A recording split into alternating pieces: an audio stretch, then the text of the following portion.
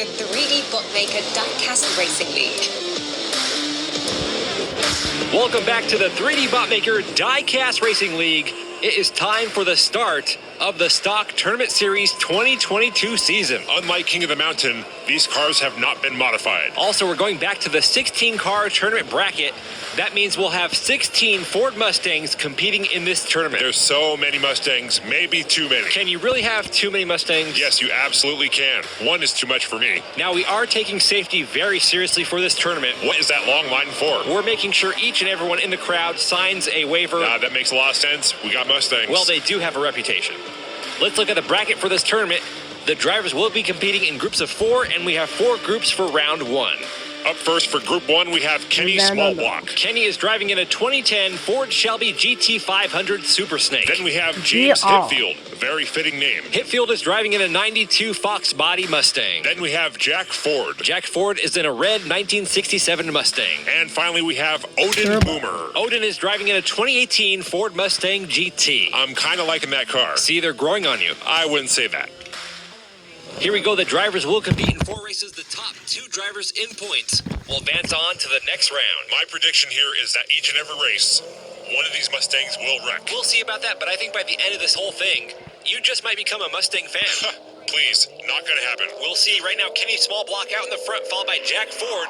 Modern Mustang versus a classic. Kenny Smallblock with a nice lead here. He's rounding the final corner, and Kenny Smallblock will take the win on race 1, followed by Jack Ford, James Hitfield, and Odin Boomer. A little fender bender in the tunnel, but I'm actually surprised to see all the cars make it past the finish line. That was a very clean race. Maybe all the ideas you have about Mustangs and Mustang owners might not totally be accurate. Don't get ahead of yourself. That was only one race. I think this tournament can be like an intervention for you. I'm not the one with the problem here. The Mustangs are the problem. Don't worry, we're all here to help you. 3D. This is a safe space. This is not a safe space. We're way too close to the track. Here we go with race 2. James Hitfield on the front right, Odin Boomer on the front left. Let's hope no one gets hit by Hitfield. Odin Boomer with a slight lead on the first straight. It's a close pack into turn 1. Hitfield trying to pull ahead. Now he's side by side with Odin Boomer. Watch out. Boomer gets pushed off the track. Jack Ford is upside down. And there we go. A Mustang is upside down on its roof. James Hitfield on the edge. He recovers. And Hitfield takes the win on race 1, followed by Kenny Smallblock. This is exactly what I expected to see. Only 2 races in, and someone is already upside down. Looking at the replay, James Hitfield putting some pressure on Odin Boomer. Boomer up on the side wall, gets hit from behind by Jack Ford. That sends Jack Ford up the bank before he comes crashing down. This right here was just classic Mustang racing. Now, let's be fair. We've had plenty of other vehicles from different manufacturers crash and wreck on these turns. These guys are just getting started. This was the first of many. You just wait and see. It's almost like you want them to fail. I just have realistic expectations. Did a Mustang do something to you in the past? No. If you want to talk to someone about it. I don't need to talk to anybody about anything. I'm just saying, I think we've all had our hearts broken by a Mustang at some point in our life. You're not alone. Well, Jack Ford is alone on the track. Let's focus on him. The other 3 drivers trailing behind. Jack Ford approaching the final turn. Whoa, he hits the side wall. No. He's bouncing all over the place. Hide the women and children. We got a wild Mustang on the track. Jack Ford barely able to tame that pony to bring it past the finish line.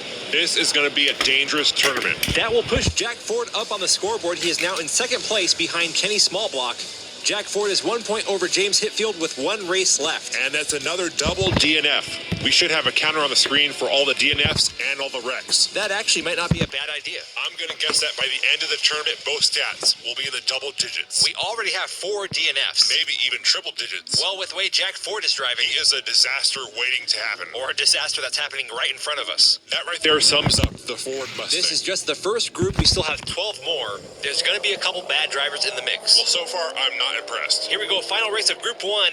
Kenny Smallblock has 11, Jack Ford has 8, James Hitfield has 7, and Odin Boomer has 1.